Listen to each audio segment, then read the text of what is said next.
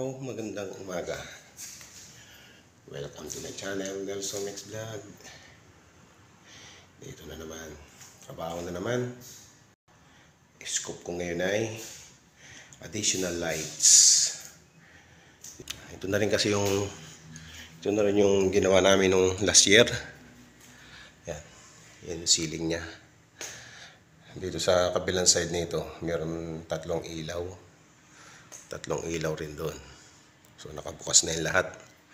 So kung titignan na natin yung naka-room niya, kabuuan.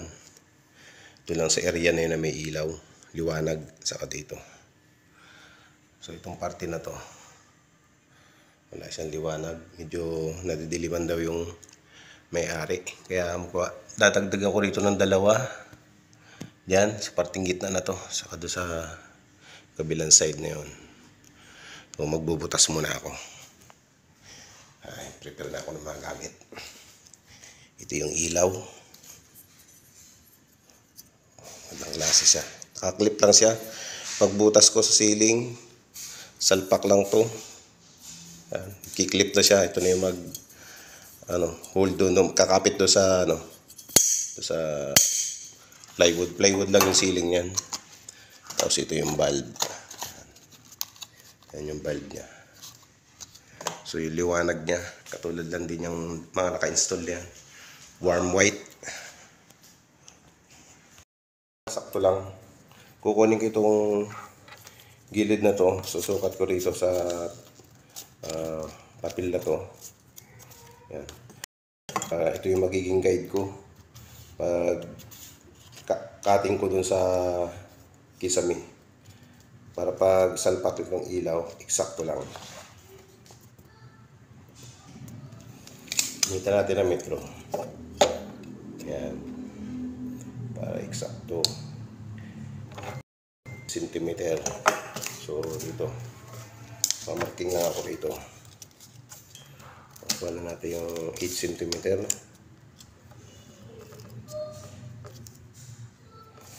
Centimeter lang yung gamit natin kasi ito na yung sumakto dito sa sukat ng ilaw.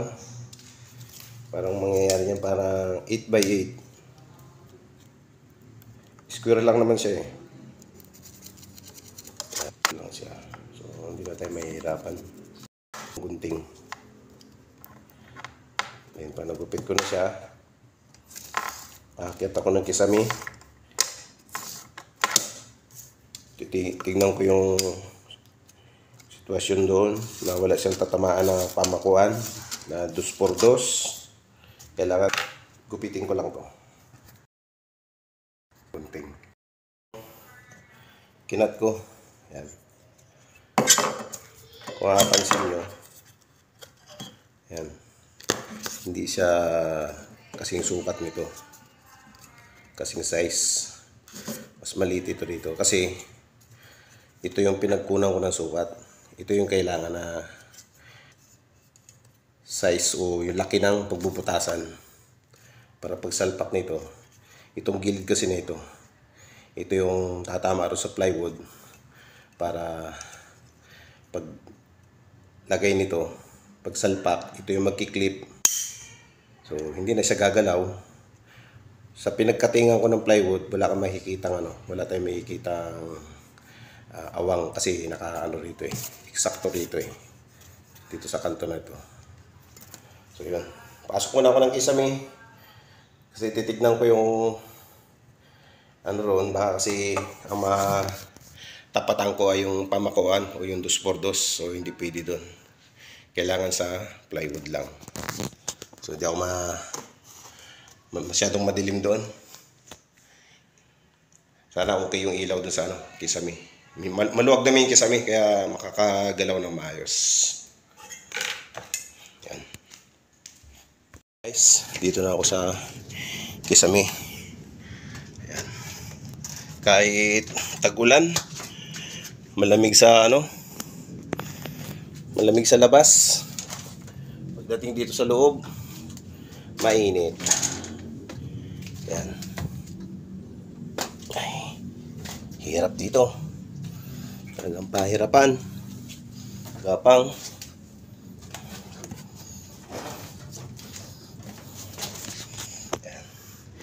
Ito na yung ilaw dun sa ano, baba, sa kwarto. Yan.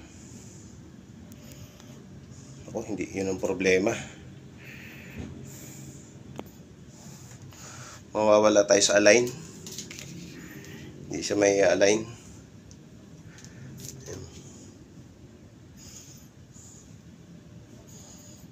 So, problema. Yun na nga, problema talaga. So, yun ang mangyayari. Mag-a-adjust na lang ako rito. Mag-a-adjust talaga. Hindi ko siya may papantay dito. Gawa nang nandun yung mga pamukuan. So, yun, magsusukat muna ako guys. Medyo hindi ako makaka-video ng maayos. Ang hirap ng galawan dito. Yan. Apat na yung ginupit ko. So, i-mark up ko na ito sa kisame para masukatan ng tama. Yan.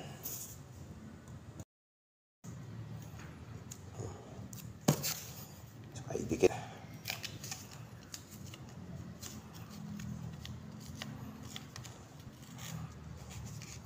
Okay.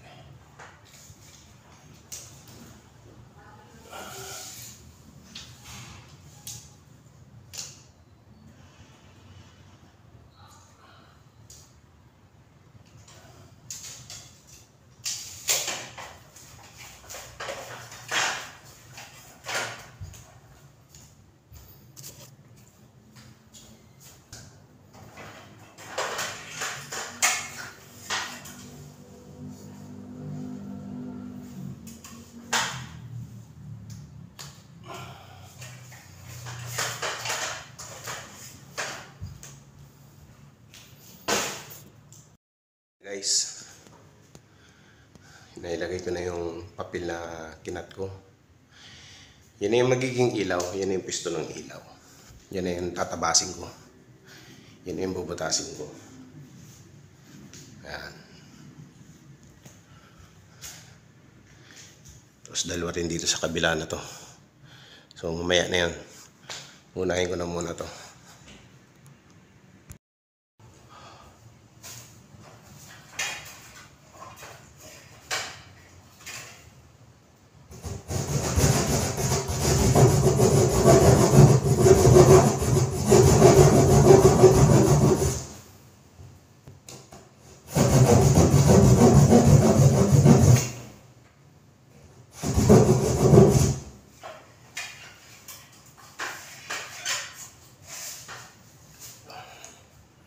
Tasin ko muna yan.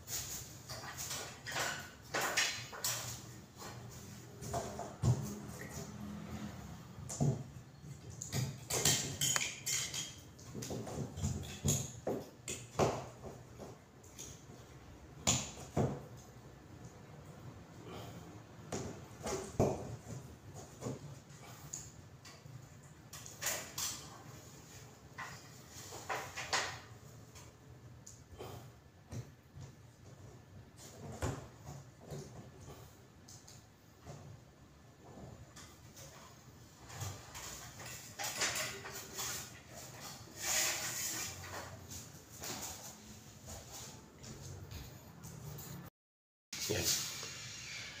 Kalagay na ako ng isang ilaw. So, dire-diretso ko na lang yan.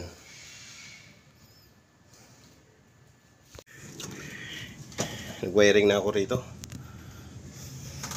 Grabing init dito sa Kisame. So ayan, yung splice na ako rito. Ayan. Magta-try and error ako. Gawa ng ito yung wire niya. So pag nagsusog pa kasi ako, medyo mahihirapan pa ako. Eh nandito na yung supply. So ito yung green wire, ito yung common. Yan, so hanapin ko na lang yung return dito sa dalawa. Eh itong dalawang dilaw kasi na ito sa ilaw, connection sa ilaw. So magta-try and error ako diyan. Sa tatlong wire na yan, dalawa lang yung pagtatapang ko. So pag hindi umilaw doon sa isa, hindi siya umilaw agad, pag switch ko roon sa baba, ililipat ko na naman hanggang sa makuha ko yung pinaka tamang supply. So hindi ko na siya may video kasi ang hirap mag video dito sa loob ng Kisame. Wala mapatungan na maayos ng cellphone. So yun guys, try nyo tayo. O yun, umilaw na. Tama yung pinagtapang ko. So ito lang, hindi lang umilaw itong kabila. So kahit dito, hindi lang yung maayos ang pagkakaano. Sok-sok doon sa taas, ayusin ko lang. Ayos na yan. Good na.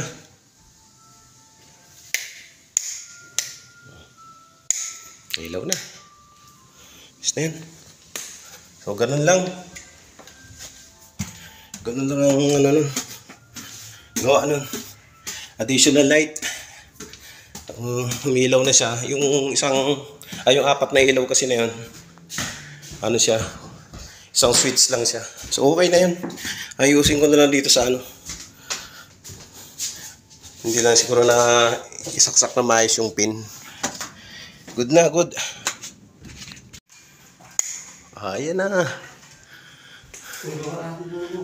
Baba natin yan. May isang naging problema. Busted. Kahit anong gawin ko, hindi siya umilaw. Bagong bili pa naman kahapon. Okay, baba ko muna itong ano. Sunod natin yung hagdan. So okay na yan. Okay na. Babalikan na lang ito bukas. Bahala na dyan si pintor. So bibili siya nito bukas ng isa. Yan, dadalhin niya ito. Kasi ito yung papakita niya doon sa bibilan niyang hardware.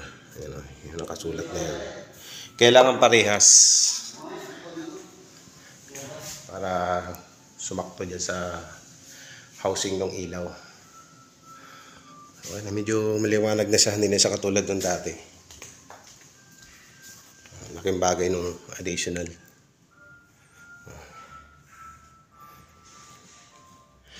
Good na, good.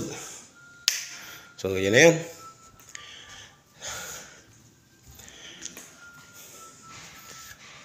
So bye-bye na. Salamat sa panonood ng aking mga video. Yung kung paano tayo maglinya, mag-additional ng ilaw. Bye-bye!